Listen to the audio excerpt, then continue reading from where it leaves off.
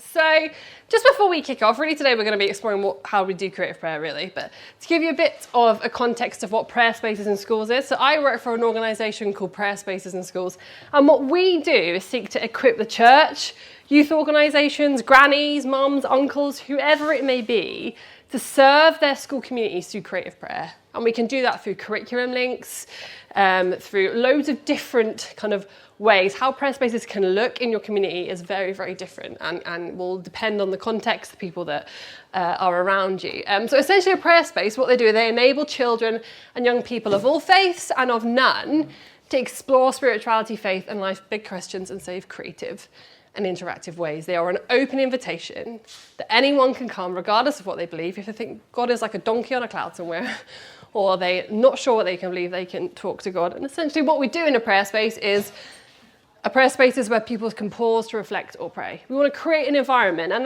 that theme will carry on in every different aspect, in school, in our homes, in our youth, in our children's work. We want to create a space where children can pause to reflect or pray. And just a really lovely story about that is we had a prayer space in a school last term in Northern Ireland, and there was a little boy who came into this prayer space. They set lots of different creative things up, and one of them was a chill zone. So it was just a tent with lights in it. And he went and sat in the tent and he actually fell asleep.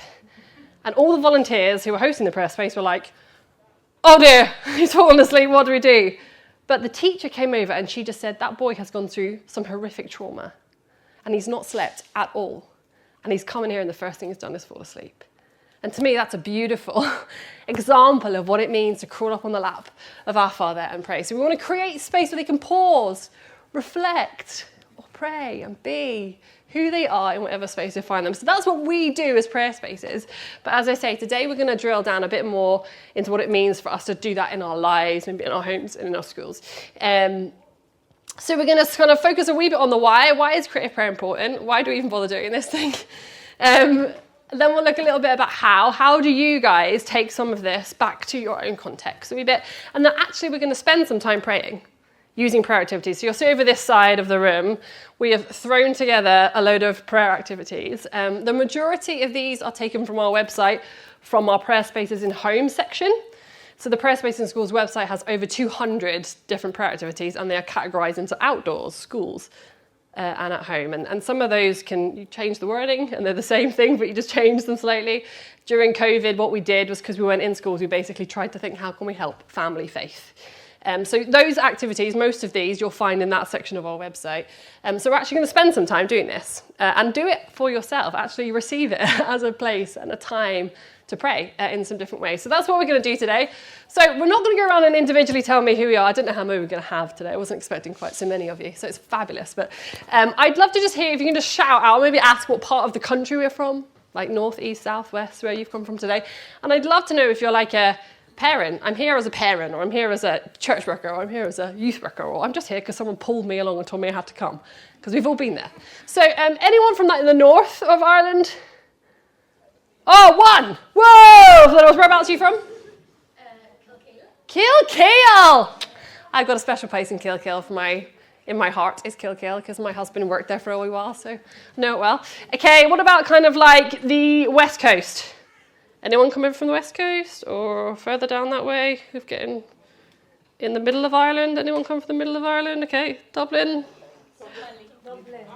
Tullamore. Oh, Tullamore and Offaly? Yeah. Very good. And then, yeah, Dublin. There's a lot of Dublin folk.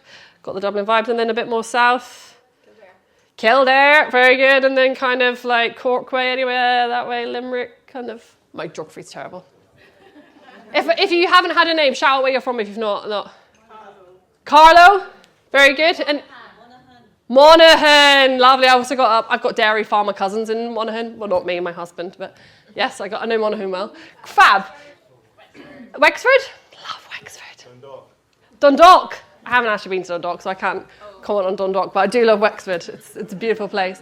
And can I just raise your hand if you walk here as a parent? Okay, so you're coming today as a parent thinking about what does it look like. Anyone like a youth worker or church worker or someone that kind of works with children? Oh, you can keep your hand raised if you primarily do that in a like church environment. Okay, so most of you. Great, that's good, that's helpful. And anyone else here for any other connections with? No? Lucy, what's your connection? I volunteer with First. She said, because I told her she had to come. That's great. So I asked that because it helps us think about how we structure what we share with you, really, because for some of you guys who work in churches, it's going to look different to maybe a mum who is like, actually, how do I do this for my children? So hopefully we can share some stories and point you guys in some right directions on both of those things. So this is you guys are going to partake in this. I want you to chat to the person next to you about these two questions. When we talk to children about prayer or young people, we often ask 1, 2, 3 of these questions. So what is prayer? How do we pray? And how do we even feel about prayer? So I want you to talk to your neighbour, because the reality is, this isn't just for children, this is for all of us. We all bring our baggage, bring our experiences to prayer. And it's not always positive. It took me till I was 18 till I started to really get excited about prayer. So chat to your neighbour. You can think about yourself, or if you can think about, actually, I've got young people or children, what would their response be? So just spend a couple of minutes kind of just chatting about what those, answer 1, answer 2, answer 3, whatever. And then I would love to hear a little bit of your feedback. So just chat amongst yourselves, and then we'll get you back in a couple of minutes. Right, draw your conversations to a close. I would love to just hear kind of a couple of answers to some of these questions. So if anyone would like to share, like, what they say when I say what is prayer, what comes to mind when you, yeah? It's conversation with God. Conversation with God, yeah, it's good. You know, that's a nice tidy bow, yeah, that works. That's a good answer. Anyone else? There's no right or wrong. Is that the only thing it is, conversation with God? Yeah, it's the same, like you're talking to God. Talking to God. And as well as what, sorry? Just talking to God, yeah? Great. Yeah, that's good. Anyone else? One more on that one? Recognizing that He is the only one who can answer your prayer. Oh, very good. Okay. Recognizing kind of who He is in prayer. It's like a recognition that God is, hallowed be thy name. That statement. Very good. So how do we pray then? Oh, sorry, yes. Prayer is worship as well. Worship as well? Yeah, worship it totally is, yeah. Like, this isn't a right or wrong, this isn't a quiz, this is just what people think. And so how do we feel about, how do we do it? How do we pray? This is talking out loud, yeah, yeah. In our heart, yeah. Oh, sorry, punch the mic. Yeah, in our hearts. Anything else? Standing, kneeling, driving. Standing, kneeling, driving, in the toilet. That's always a good one that young people go, oh my goodness, you can. Does prayer always have to be words? No? Okay. Anyone an artist in the room? We do also in quiet time. Quiet time, being still. Do you know what I mean? Prayer is talking to God, but it's also Him talking to us. It's a two-way thing, as a conversation, as you said. It's not like a one-way shouting out there. Totally. Prayer is multifaceted. And so how do we feel about it? How do you guys feel about prayer? You can raise your hand. Oh, do we not like prayer? Well, this is a bit awkward. Got a lot of work to do here today. Anyone find prayer easy? Not always, yeah. Sometimes, always, yeah. Anyone ever found prayer hard? Anyone ever found prayer boring? Yeah, do you know what I mean? Let's just be honest. Let's be real with it. It's like, it took me until I was 18 years old till I thought prayer was actually a good and important thing. You have something you want to share? I feel that it's a privilege. Privilege! It's one of the best gifts that God gave us. Do you know what I mean? Like, it tells us to pray a lot. It's the place we get to be. It's the meeting ground we get to be with God. Like, it is a privilege to be able to do that. Yeah. Some of the things young people will say about this is, sorry, I'm recovering from sickness, so if I cough, I apologise. It's boring. Don't really know what the point of it is. Some children, my son will tell you he loves praying. Thinks it's the best thing ever. How we pray, often the people with the response is hands together on the floor with a candle, before bed or before a meal, like the words, time, place. That's often what we get, feedback you get from children, young people. And then how you feel about prayer, as I say, you get a mixed bag about it. And I think that's just the reality, and that's where we are. But for us, if we are made in the image of God, so we are made in the image of a creative God who made photosynthesis and like cocoon butterflies that go from a caterpillar to a butterfly. Like, he's creative in the intricacies of the world. Like, he is a creative God. You might not be an artist here today. I actually can't draw a stick man. But we're all made to be creative. And so why should our prayers be any different? Why should the way we commune with the God be any different? We are made to be creative. Even that's even we create children. Do you know what I mean? We create art and poetry. Prayer can be the same space and do the same things, because it's so much more than words at a time, at a place. We try and teach children some pretty big theological ideas like salvation, forgiveness, creation, and even things like justice. What does justice mean? What does it mean to pray for the war in Gaza? What does it mean to pray for everything that's happening around us? We try and have these really big concepts. And actually, if we just say them, we're going to pray. If I said to my son, we're going to pray for forgiveness for whatever, that can be quite hard to wrap their little heads around sometimes. It can be hard for me to know how to wrap my head at a time. But dropping a tablet in water and watching it fizz and thinking about what it might mean to forgive someone, like it's gone, you're washed white as snow, can really help children, young people, us. This isn't just for children, this is for us as well. Think about and process what it means to pray. I mean, Jesus uses parables, yeah? Faith as small as a mustard seed will move mountains. He uses the culture and imagination of his day to communicate the truth about God. So why? Why do we think prayer should just be words at a time and a place? And I don't think we really do mean that. I don't think in our heart, but we don't always have a narrative to help children engage beyond that. Henry Nouwen, where's my slide gone? What?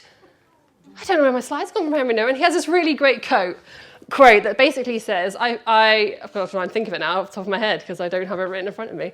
But in a few years, I'm worried that the church will have failed at its most basic task at giving people opportunities, creative opportunities, to engage with the creator of the universe.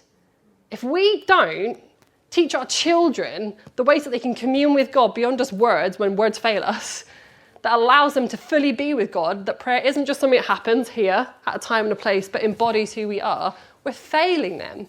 My son, at 5 years old, learned to pray using pictures. Prayed for the war in Ukraine at 5 years old by drawing a picture of an Avenger and him throwing lemons at the bad guys. That was his way of engaging with it. At 5 years old, he's now 8 and he loves prayer. I did not love prayer as an 8-year-old. It was something that was like done to me, or like the minister did. Like, we have an opportunity to shape children's narrative around what prayer is. I'll try and find that quote and tell you later because it's a very good one.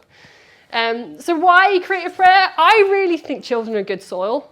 Do you know the parable of the sower? Yeah, we're all familiar with the parable of the sower. The farmer scatters some seeds and some of it lands on the pathway, the birds come, some lands in the thorns and the weeds grow up and they get involved, and some lands on good soil. And I think children are really good soil. I mean, I can't remember your fella from earlier who was sharing, but like, Jesus, we're often called children of God, do you know what I mean? We're often referred to in that narrative. I think children are really good soil. And I think that because later on in Matthew 19, so a few verses later in Matthew, we have the situation where the children are trying to come to Jesus and the disciples are like, no, come on, he's doing his stuff. Like, he's doing the preaching, he's doing this thing here. And Jesus is like, whoa, stop. Let them come to me because theirs is the kingdom. There's something inherent in children that they get what it means to be in God's presence, I think. They just get it. So I want you guys to imagine your own children, those that are parents, or if young people that you know, how they turn up in the spaces that they feel safe in. So we heard about like God being our Father, what that means for God to be our Father. What does it mean for us to be his children and to really show up with him in prayer as his children? So I have a 5-year-old and 8-year-old. My 5-year-old is at the like ask all questions, no like holes barred. So we are at the swimming pool and I'm getting changed and she says to me, Mummy, do you have a baby in your tummy? Yeah, and I was like, with a big blue eyes, like, Mummy, do you have a baby in your tummy? I was like, no, my body's just different and everyone's had different sizes and this is the size it is in a minute. Now, her best friend at school's mum is pregnant. Well, was pregnant. Her baby, she actually had the baby because it was 2 weeks ago. Her mum was pregnant, so her belly was bigger and my belly looked a little bit, not the same, just disclaimer, like that. And she wasn't coming out of malice. She wasn't coming out of like trying to like get one over me. She's just curious. And she knows that I'm her mother, who's a safe place for her to be, and she can ask that question. And I said, no, Stella. She went, okay, Mummy, and bounced off into the swimming pool. She also asked if she can marry her brother. Or why can't I marry my brother? And then you're trying to like navigate that space. She also told me the other day as I was getting my makeup on in the morning, she's like, oh, you're wearing makeup, Mummy. I was like, yeah, I am. Is it because I don't look so tired? And she just went, oh, no, you still look tired, Mummy. And I think if we think about how children and young people that you would turn up when they feel safe, they're unfiltered, right? They're better at communicating than we are sometimes. Like Stella will scream in my face. I like blue murder. She doesn't care. Do you know what I mean? When she feels safe, and there's psychology around that, when they're in safe, children just erupt. They don't always use words. Sometimes she gets a little teddy of hers that's got faces, different faces, and she'll pick the face that she feels, or she'll just scribble, or she'll scream. Especially, I mean, babies, they can't talk, but they tell you what they need. Do you know what I mean? Like children, if we can learn from our children actually about how we can show up in prayer as unfiltered, fully ourselves, and find ways to communicate the truth in our heart to God through the imagination and the culture of our day, I think prayer becomes a whole lot more exciting. So that's why we did it. And I think we reflected a wee bit on the Our Father. He stole all my lines. Sitting there watching him thinking, that's my line. Like when we come to God in prayer, Jesus doesn't say come as like judge, king, majesty. He tells us to relate to God as our Father, as we heard earlier. And I think there's an invitation of posture there. That when we come to God, we should come as our unfiltered, full selves in whatever space we find ourselves. We don't have to be the polished version. You know, Jesus is like, when you pray to your Father, go to your room, shut the door, because he knows what you need. He's your Father who knows what you need. So that's why creative prayer, right? Because I think we can actually learn from children about prayer and how they turn up in the spaces. And if we can teach them that prayer can engage in all that stuff, we're giving them tools to engage in the world around them. But also because we are his children, like God is our Father. And so let's, all of us, not just our children, let's find new ways to turn up with God in those spaces. Oh, here it is. I don't know why, I must have moved around it. This is the quote. I'm afraid that in a few decades, the church will be accused of having failed at its most basic task, offering people creative ways to communicate with the source of life. That's our most basic task. Yes, it's great to teach them the Bible stories. It's great to teach them the knowledge that they have. But really, if they don't feel it here and they don't know who God is as their Father, we're missing a generation, right? And it works. I could tell you countless stories of prayer activities and prayer spaces where young people have gone, I don't even believe in God, but he's in there. This has helped me think about what it means to forgive my father for leaving when I was 50. There is power in prayer when we can look at it the right way. So we can help you do that. So that's a little bit about why prayer spaces, why do creative prayer. Some of you guys might be sitting there thinking, I'm not creative. I don't even know where you begin with this stuff. Like, oh my goodness. Well, we are here to help. That is exactly what we do. We have a website called prayerspacesInschools.com with over 200 different prayer activities, which you can go on to. You can click on, actually, I think more in a schools or youth environment maybe. Actually, I'm a parent at home. What can I do at home? Or actually, how do I use the natural world to help people talk to God? So there's a website here. You can click on them and then it'll take you through to a list of different prayer activities, so different themes, and you can search and do all sorts of different things. So we have a website that can help you. So if you're like, this is terrifying, I can't do this, I think you probably can. You're probably more creative than you think about it. If you take the premise of faith as small as a mustard seed can move mountains and what that teaches us, just apply that to a prayer. So if you're thinking about trust or worry or whatever, you can do it that way. So we do have a website that can help you. But we're just going to spend a little bit of time. Lucy's going to kind of come up and just share some key points. If you're thinking about how do I create creative prayer activities, and then I'm going to share about ways you can weave them into your lives and into your different work. So we always kind of say it's good to look at the different senses when you're thinking about prayer. Like just as like art invokes something in us, or going for a walk in the countryside can like help us talk to God. It's good to have some prayer activities that are written or drawing if you've got little ones that can't write. Listening, go outside, maybe like listen, what can you hear? What does that teach us about how creative and diverse the world is? Looking, visual things, and then hands-on, tangible, touchy things. So that's just kind of a general premise. And then we heard a little bit earlier about being reconciled to God. That's something we often say in prayer spaces, is actually like prayer helps us to reconcile ourselves to God, how we reconcile with others, and God, how we reconcile with the earth, the things that are around us, this creation that we've been told to look after, and how do we reconcile, relate to God, the divine. So it's good to have those kind of 4 areas. If you want to do a bit of reading on this, Spirit of the Child by David Hay and Rebecca Nye is really good. It talks about spiritual styles, how we have different ways that we can talk to God. Really good. Some research that was done. Basically, we have different ways that we engage and talk to God and spiritual styles. So those are kind of the 4 areas. And now Lucy is going to come up and just chat you through a little bit, just some of the top tips. So if you're like, okay, I'll go on the website, I can get some prayer ideas. But actually, if you want to create them for yourself, for your family, for your youth clubs, what might that be? You just press the arrow and it will take you through.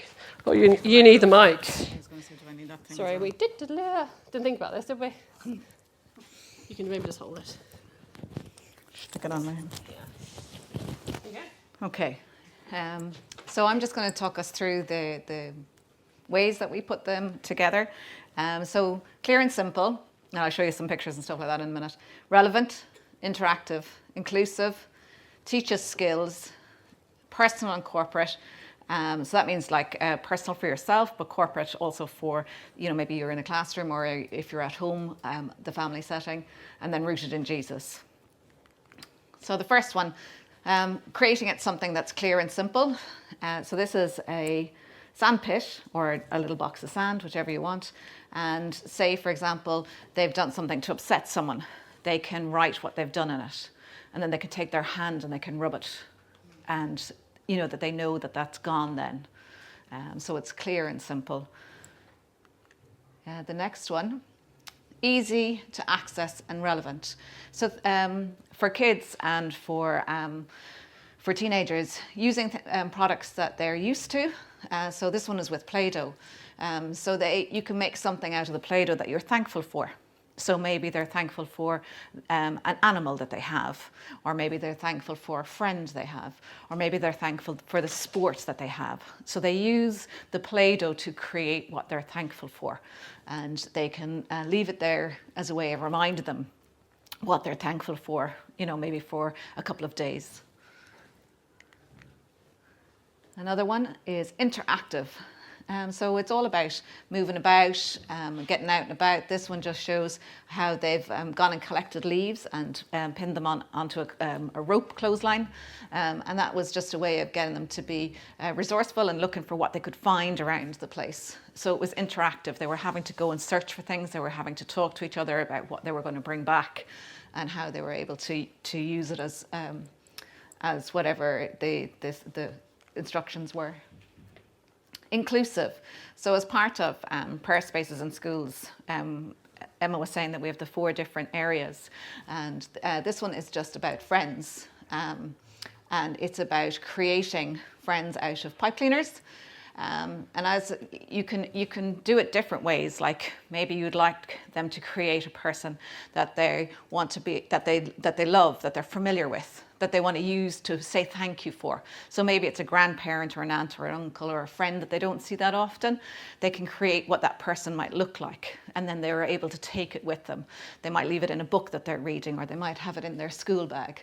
Or the opposite way is maybe they know that someone is unwell at the moment, and they make that the shape of that person out of the pipe cleaners because they're unwell. And then they can take that with them as a reminder to continuously pray for that person that's unwell. So there's lots of ways that you can take one item and use it for different ways. Teaches skills. I always find this one fascinating because I always assume that kids can do things. Last week I was in with 6th class kids and I was doing a prayer space with them talking about how they're going to transition from 6th class into 1st year. And I asked them to write on, the luggage tags that you have with the little piece of string on it. And I asked them to write 5 things that they were thankful for. And then I asked them to tie it onto this luminous tree that we had that lit up. And the amount of them that could not tie a knot to tie this piece of string on. So we were constantly standing beside this thankful tree, showing them how to tie knots in 6th class. And there was 32 of them. And I was there going like, 32 knots, and there's different skills that they have to learn. Another one that they always find quite interesting actually is, like Emma was saying, about being calm and being still. A lot of them don't know how to just sit and just to be still.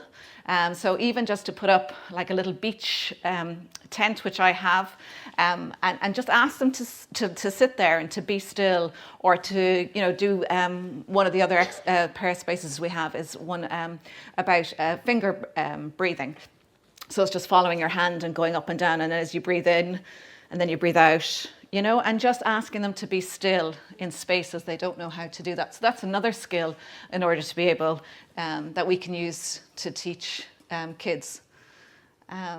Personal and corporate. So the idea of personal and corporate is, personal is what is within your context and what's happening to you, and then corporate is that larger sphere. Maybe it's your community, Maybe it's slightly bigger. It might be the world that you're in, or maybe it's a cultural context as well. So there's lots of, we'll show you one over there later. It's called the empty chair. So when you're missing someone and what you'd like to do. Or another one might be the seat of power, where you ask them to pray for people that they know that are in power, and you ask them to tie their prayer to a chair so that they remember that the chair and the power of where a person is seated.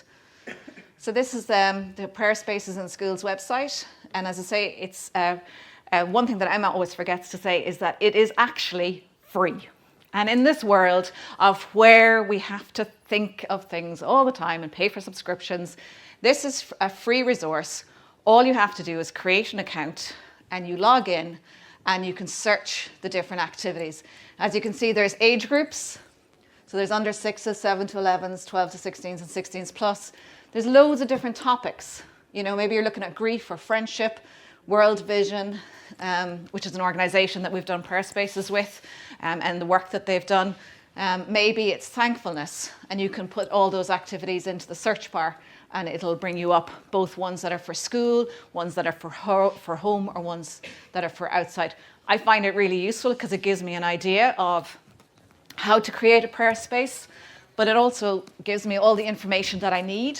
So I'm not one of these creative people. I'm very much one that likes order and things to be handed to me. So what I found about these prayer spaces is that you literally just print off this PDF and then the instructions are here. And I cheat and I copy and paste the instructions. Everyone do that. Everyone does it. And I put it into a Word document and I change maybe a sentence or two if I need to put it into what we're talking about at the time.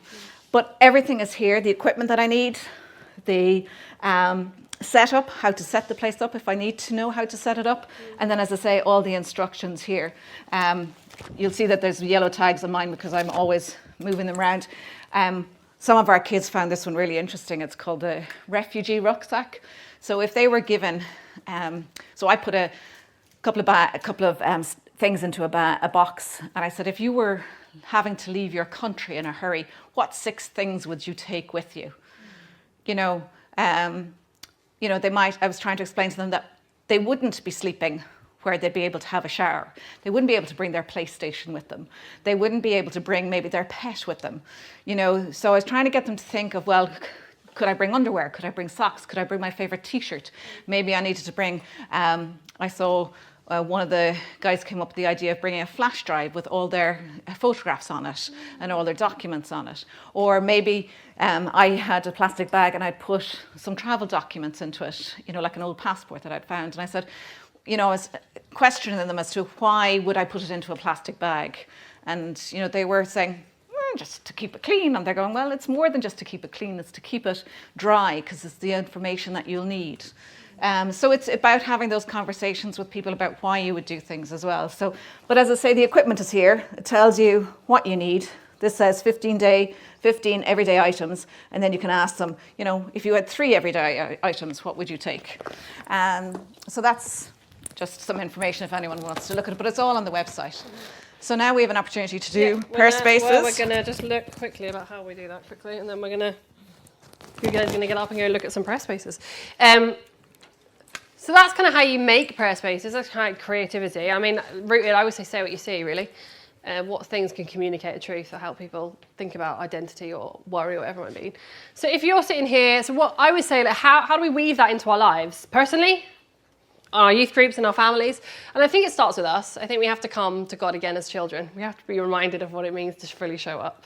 So if we can have that in the back of our minds, I think that helps us then create prayer activities based on that. So I would say using a prayer activity in the natural places that you already connect as a family. So for us, it's around a dinner table. We have dinner every day. And sometimes we'll do a prayer activity, whether that's with something called paper prayers. We just roll out paper and we draw pictures. And my daughter often prays for Peppa Pig and things like that. Wonderful. As we've got older, more conversations happen. Or whether it's last year, actually, at our CEF Good News Club, we gave away 5 different colour lolly sticks, and each of those lolly sticks were different things. So it was what you're thankful for. So a person, a place, a food, I can't remember the other two, but there was different colours. And then what we did was we gave that to all of our children in our CEF club, and they could take it away within the summer. So all summer long, every week on a Sunday, we would have got together and we would have had them in a jar. You shut your eyes and you pick one out, whatever colour it was. We then thought of something we were thankful for, food, chocolate, whatever it was. And so we've had that over the years. My daughter draws a picture of it because she can't write. My son would write it. And we still do that a year later. The same lolly sticks, sometimes we've had to add to, but it's a really nice way of, this is something we already do as a family. And you can think about your youth groups. What do we already do as a youth group? What can we like incorporate into something we already do? What are the spaces we already do? If you have already kind of corporate prayer times as a family, maybe you do that, or as a youth group, rather than saying like, we're going to sit down, we're going to pray, and we sit and we close our eyes and we pray. Why don't we think about actually, okay, our theme this week was looking at identity, or looking at the story of the prodigal son, whatever it might be. How do we actually try and get some creative prayer activities and use that as our prayer time? Use the website, use your imagination, whatever works. And then families as well, you might even just be like, actually we spend some time weekly as a family, or maybe we'll just start to weave in like popcorn prayers, or we'll actually just set up a wee space in our home where you might have a space, a wall, a blank space, you can just be like, right, we're going to draw pictures every day of someone that we're thankful for.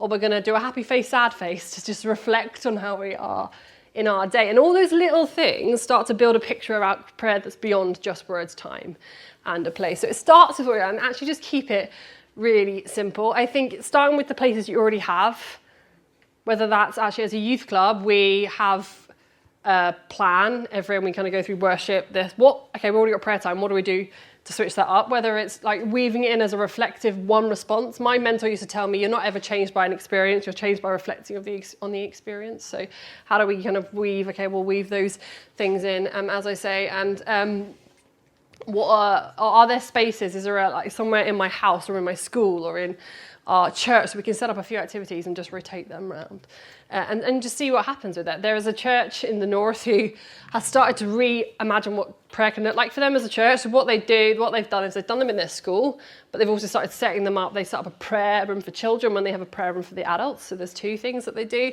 but also they like just use them as responses in their in their youth club times. Now their kids feel more confident to pray out loud. So physically doing stuff has given them the confidence to talk about the stuff in prayer that maybe they wouldn't before. And now those children just get up and naturally pray for one another in a prayer room. Like they're not asked, they just naturally get up and pray. And so some child's really sick, and they all just gather around him to pray for him, that God would do something in his life. Because in the space of changing a culture around what prayer is, it's helping them articulate better. And they did a prayer room, prayer space in a school years ago, and one of the activities was anxiety. So you pick up these, these Orbeez, Aquabees, that like, you pick them up in your hand and you watch them fall through your hands and imagine the stress going from your life. So this girl had done this in a prayer room in her school and like had learned that whole process of imagine all my worry and imagine it dripping through and going to God. 2 years later, she's at a park run. Anyone park run? Anyone do park run? Yeah. She's at a park run on a beach with her parents, as you are, and she literally leaves the park run, goes into the sand and starts picking up this sand like this. And her parents are just like, what's going on? And she's like, I'm really worried about my exams that are coming up. And I did this in a prayer room a couple of years ago. And I just remembered that it really helped me to let go and give my worries to God. Like 2 years, like these things actually do something. They're not just like gimmicky, they actually make a difference. So we're going to spend a few minutes here before the end of this session just doing it for yourselves. So there's like 10, I think, or so prayer activities set up around here. Get up, get mobile, get moving, go and experience some of it for yourselves and take pictures if that's helpful. And then we'll probably just come back at the end and you can ask some questions. Or if during that time you've got any questions for me and Lucy that we haven't answered, do come in. Because what we want, hopefully, by doing it yourselves, you'll see the impact this can have on you as a family, on you as a church worker, a youth worker, whatever your role may be in when we try and create creative ways to communicate with a God who loves us. So get up, get mobile, put some music on, and anyone wants to come chat, they can come chat for... You've got like 5 minutes probably. I don't actually know when we're finishing. Do you want to come take a wee seat? Hopefully that's been interesting for you. Did anyone actually do some of the activities that were there? How did you find them when you were doing them? Great. Some of you took pictures. I'm sure some of you probably more thinking about, okay, how can we incorporate this? We set these up in literally like 4 minutes because obviously you saw it was coffee and stuff was everywhere. We didn't have the It's lovely when you can have like fairy lights and drapes and it looks beautiful and gorgeous. Prayer spaces can look really beautiful, but it doesn't have to. It can be as simple as some rope tied up in knots that you just put down and you think about anxiety, or bubbles that we're going to blow up to God. It doesn't need to be complicated. It can be really simple. I can just grab my last couple. Oh, here we go. I should have done this before I got you back. There's me. Does anyone have any questions here before we just finalise, conclude our time together? If you've got any questions, here's your time to do it. A quick question. Yeah. I don't know if it's relevant or not, but you know, if you were setting up a prayer space in school, that's kind of a difficult one because you have people of all denominations. So if you have that lying around and you just let them loose in there or whatever. Yeah, so school context can be slightly different. I think having different denominations is fine because you'll notice that none of these are like rooted in one particular theology. There's no Christian language really in it. It's trying to make it really accessible. We often say in schools you host the space. You didn't just set it up and then like, see you later. No. You would host it, you would guide it, and we would say you are as much as part of the prayer space as these things. If you want to know more about school, I can chat to you at the there's loads of stuff around curriculum, how it serves the actual needs of the school rather than an extra Christian thing over here. So loads more about school I could talk to you about, so do come chat to me. I would say it's probably the best. Anyone else got any questions? No? Well, I just want to finish by, I love this, where's my clicker? I love this quote by a guy called Mark Iaconelli. If you've ever done any youth ministry back in the day when I did my degree, he was the big whiz guy. I don't know if he's so big anymore, but I love this quote because it says, in a society gone mad with feverish activity, perhaps the gospel, the love of God and the freedom of Jesus Christ are best communicated by inviting young people, children, adults, to rest and pray like Jesus. It is prayer much more than words that will allow young people to feel the power and freedom of God's love. Like, prayer is our place that we can go and experience who God is. Our words are important. The things that we teach our children are good and valid. But actually, prayer is the defining thing for people. So that's what I want to finish on and close on. I hope today has just given you some things to think about, hopefully. Planted some seeds maybe about what it might mean to do creative prayer. You guys probably are doing more than you think, I would imagine. And so sometimes it is just pivoting a wee bit what you've already got and using what's in your hands and trying to get creative with that. So if you want to know anything else about how to do this in schools, as I say, in your communities, different questions, Lucy and I will be on the wee stand, so you can come and chat to us. You can come and get any resources. We've got some curriculum stuff there, or PDFs, or even see some real life prayer activities that children have actually written. Some of their responses are there. But thank you for coming, and have a good rest of your day.